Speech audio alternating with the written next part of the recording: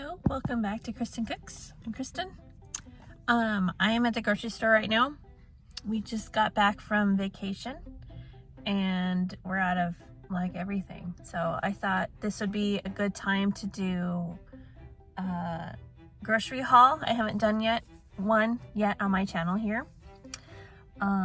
So I'm gonna go in the store, do my thing, and then I'll go back home and I'll show you what I got. And also, I might include a dinner this week tonight that I'm planning for this week. So, see you back at home. So I'm back from the store. And I thought I'd share with you what I got today. As I said, we're kind of restocking after being gone for a week on vacation. So, here's what I got. Over here we have produce, lemons. I like to get, apples for snacks, bananas. I need onion, of course. Always need onion, garlic, very important. Bell peppers. I like to have those on hand so I can saute those and have those ready for lunches for myself. So I can try and get as many veggies in as I can. Wheat bread. Try to feed my family wheat bread instead of the white bread. I think it's a little better for you. But then we have our French stripes, so we're not going overboard on the healthy stuff, trust me. Okay, my husband loves olives. Got those. The kids like to have these as snacks in their lunch or for after school or whatnot. 2% milk. We need the all-important mac and cheese for my son. He loves these white cheddar and shells. It's good. I like them too. If you add a little extra like cheddar cheese on top, they're really good. Lettuce. I like to have salads for lunch during the week or for wraps. Those are really good.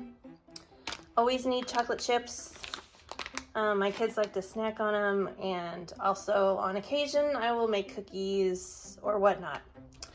Now we have cheese. We love cheese, okay, as you can tell. This we're gonna have, I'm gonna make a chicken fiesta lime dinner, and this will be good on top after it's done. My daughter also really likes it too. It's a really mild cheese, and it doesn't really melt per se, you know, it's just good. It does, but it doesn't. Anyway. I like to have these yogurts for snacks. These ones are really good. They're only 70 calories, only 2% carb, 2% cholesterol, 18% protein, which is really good, and there's a good amount of calcium in here too. So I like to buy these for me for a snack, and I also like to mix in granola with them too. That fills you a little bit more. Light sour cream, must have in my house. I do. I love sour cream. Kids love ramen. Hey, why not? Capri Suns. My kids still like to have those in their lunches. I don't know, but then we have chicken. We have chicken breast and chicken tenderloins. I'm gonna do chicken nuggets this week, and also chicken for the Fiesta Lime chicken dinner. I'm gonna split this into thirds and freeze it. Gotta have this on hand in the wintertime for breakfasts. We're gonna actually have breakfast for dinner one night this week too. This yellow rice is gonna go with the chicken dinner. And gotta start stocking up on butter because it's almost a holiday season. Gonna do a lot of baking like usual. Kids love these for lunches. Also need vitamin C, very, very good for you this time of year. And then we have apple pie filling and cake mix. And also this caramel sauce goes with it too. I'm gonna do a dessert this week, a really good fall dessert, and I'll probably record that for you guys and share it with you. And then these are really good. Taste just like you're at Red Lobster, man. It's really good. Potatoes, shredded hash browns for breakfast this week. Daughter loves peanut butter. She said, Mom, get the big one. I said, okay. Here we are. Here we have molasses. I get that. I keep this stocked in my home because I make my own brown sugar. I don't buy it at the store anymore.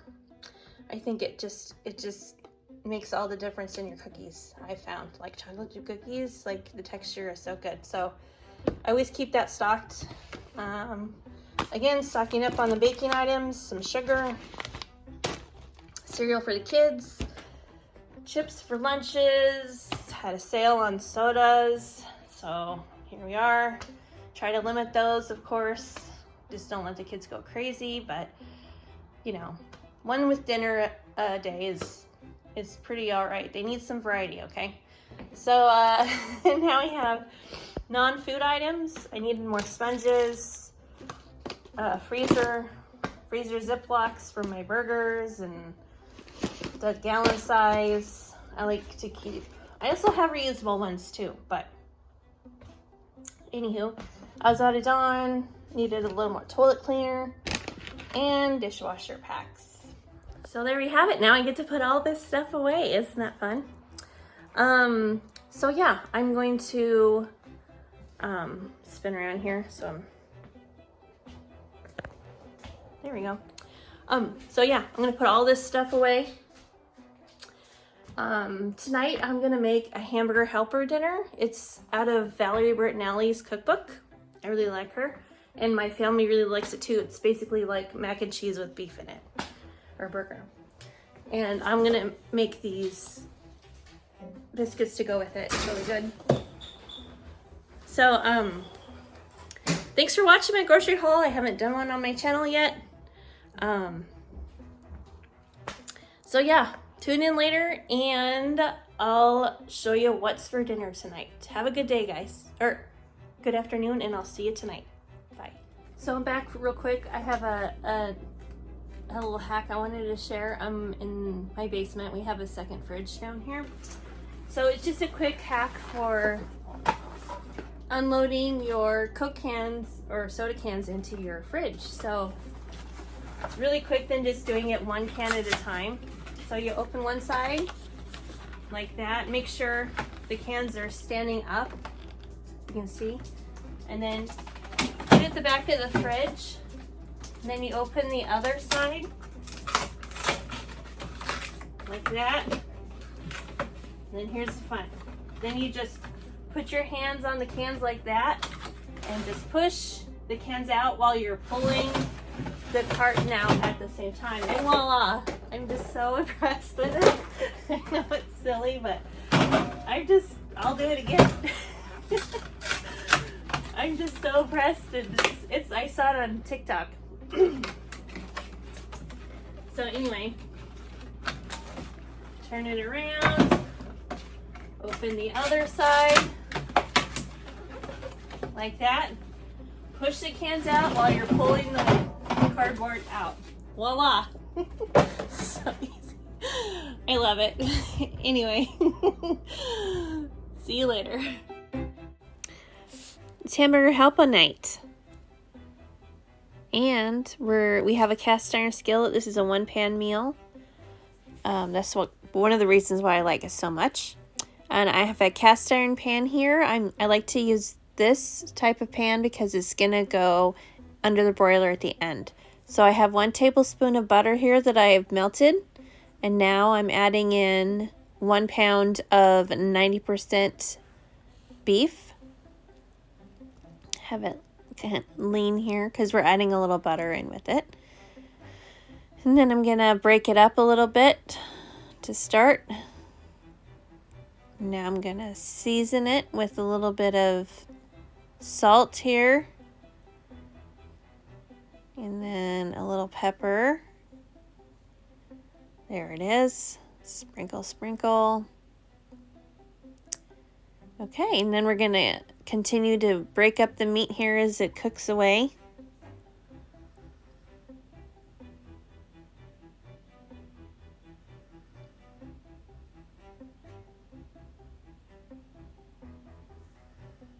All right. Now it's time to bust out the potato masher because it's pretty much all browned up. So I like to use that instead of just a regular spoon because I think it just crumbles it up a lot more efficiently. So I have my seasonings here. I have paprika, dry mustard, and garlic powder, and just a little bit of cayenne pepper for spice. So I like to put it in first and stir those seasonings around with the meat because I think it helps you get a little bit more flavor and wakes up those spices a little bit.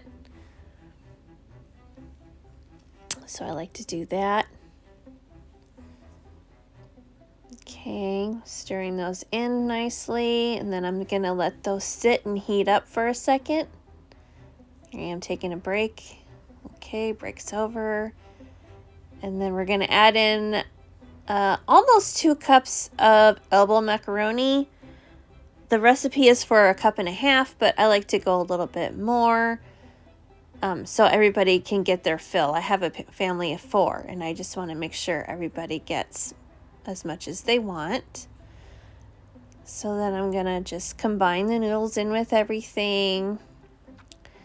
Let those get heated up a little bit. Referring back to my recipe there. I've made this many times, but I need to have that just to look back on every once in a while. But yeah, I've made this several times, and my family, they always like it. And it's a good kind of a cooler night type of meal. So now I'm grabbing more seasoning. This is just an all-purpose seasoning. It's by Frog Bone. I don't know, my husband got off Amazon. And it's good. I like it. So I'm just going to season this a little bit more. Not too much. We don't want too much salt, Kristen. Okay, that's good. Thank you. And then I'm going to add in some nutritional yeast. This isn't going to add too much flavor. You won't even, they didn't even know I put it in there. It's just to add in some extra B vitamins, B12, because, you know, it's hard to get those vitamins in every day. So, you know, just stirring them in.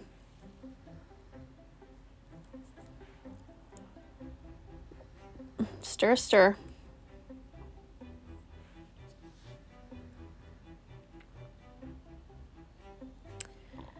Alrighty. And we're still over about medium heat right now. And I'm just turning it down a little bit. Yep, see, down, there you go. Because I'm going to be adding in my warm water and milk. Right there. Ooh, steam is hot. Switch to the other hand in the other direction. And this is what is going to cook your noodles, because we're not boiling those separately. This is all going into one pan, see? So you want to turn it down a little bit because you want the noodles to cook, but you don't want to really boil the milk and make it curdly. It won't be any good. So I don't have a lid that is the right size for that pan, so I just used a cookie sheet. And now we're quickly moving on to the Red Lobster Cheddar Bay biscuits. You just mix the packet of dry mix they give you with 3/4 cup of cold water and 1/2 cup of cheddar cheese. And then you just mix those just enough to combine, but not overmix. We put it into a 425-degree oven. I baked those for 14 minutes, as I'm trying to show you here. And then we just go back and forth to the pan on the stovetop here and just stir and make sure we're not sticking or, you know, making sure everything gets cooked evenly. So we're going to stir every once in a while. So there we go. Happy with that. Put the lid back on.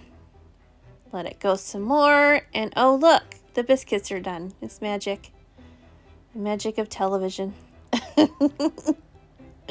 So I'm just going to put these up here on the stovetop until we're ready to put the butter on. That's the next step with those guys. Here we are. Right out of the oven.